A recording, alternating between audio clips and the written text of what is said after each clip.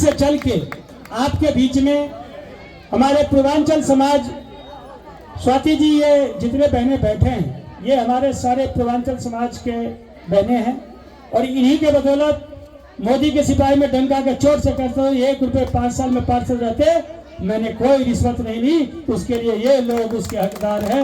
मैं इन सबको नमन करता हूँ। आप सब मार्गदर्शन करें।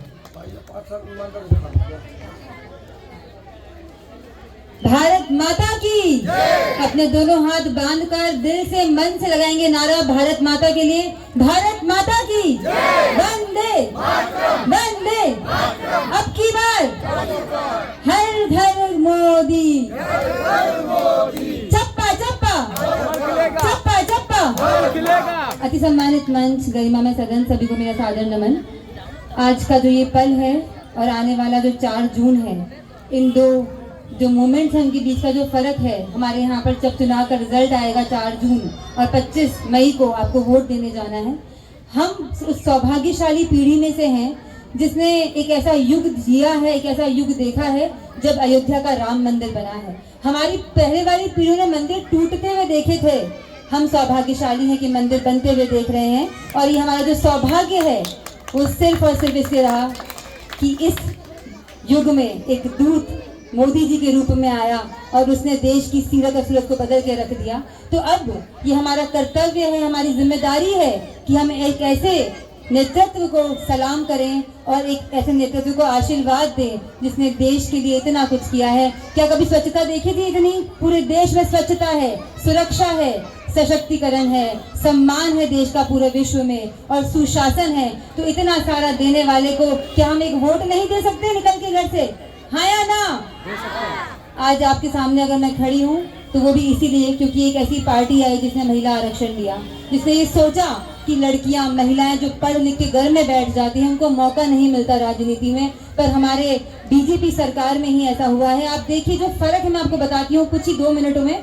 राहुल गांधी जी बोलते हैं कि हमें शक्ति को मिटाना है, शक्ति को हटाना है, और हमारे माननीय प्रधानमंत्री मोदी जी बोलते हैं कि मुझे तो नारी शक्ति वंदन अधिनियम लाना है कि शक्ति का सम्मान हो, ऐसा मुझे करना है।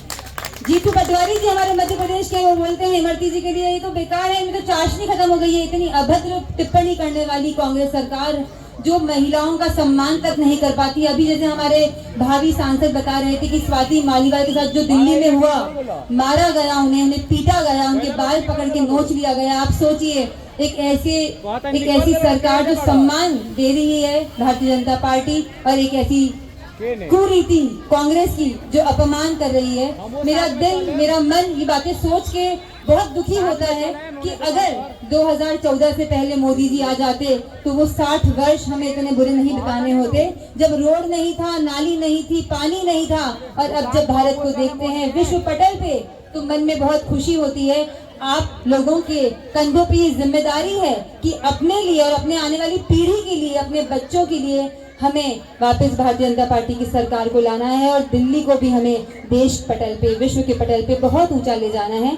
आज मैं यहाँ आपके सामने आई, मुझे बुलाया और मुझे इतना अच्छा मौका मिला कि प्रवीण जी खंडेलवाल जैसे नेतृत्व, जैसे व्यक्तित्व के लिए मैं बोल पा रही हूँ। मैं उनसे 2 बार मिली। जब मैंने उनकी बातें सुनी, उनकी सोच को समझा, उनके मन को समझा, मुझे लगा कि एक इतना अच्छा व्यक्ति को मोदी जी ने चुना है। क्योंकि कहते हैं ना कि हीरा ही हीरे को परखता है, तो एक हीरे ने दूसरे हीरे को परख लिया और उन्होंने जो सांसद का टिकट है वो उनको दिया, क्योंकि वो जानते हैं कि जो दिल से देश से प्रेम करता है, जिसके मन में ये भावना होती है कि हमारे संस्कार ये हैं, हमारी संस्कृति ये है कि हम सब साथ में मिलकर आगे बढ़ें, ऊंच नीच जात पात का फर्क न रहे। कुछ लाइनें जरूर बोलना चाहूंगी इसके लिए।